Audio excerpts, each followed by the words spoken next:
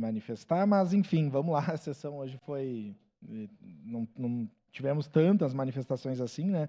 Mas eu acho que o tema enseja, dada a relevância, e nós estamos prestes a mais uma festa da uva, né?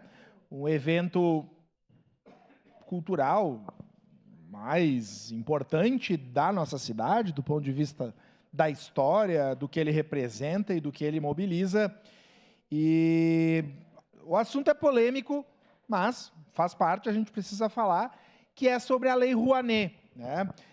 Não estou usando a tribuna, mas essa tribuna, a tribuna dessa casa, já foi palco para muitas discussões, e a grande maioria delas rasas e lastradas no senso comum sobre a lei federal que foi criada lá em 1991 e que se chama de Lei Rouanet, né? E com felicidade eu quero dizer que ontem, né, alguns dias, nós tivemos o retorno de que, via Lei Rouanet, a 34ª Festa da Uva vai poder captar 6 milhões de reais.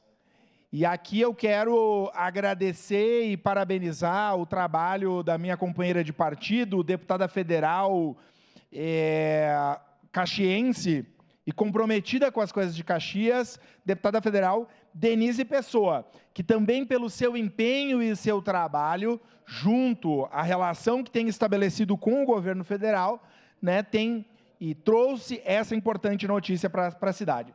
É um acréscimo de 30% se comparado à última edição da festa. Esses valores da Lei Rouanet serão utilizados para atividades culturais, apresentações artísticas, danças, coral, enfim, vários espetáculos, né, musicais e cênicos dos desfiles da Festa da Uva. Agora, logicamente, é necessário empenho e agilidade para o envio dos valores por parte de empresas e pessoas físicas que, em contrapartida, vão receber incentivos fiscais do governo federal.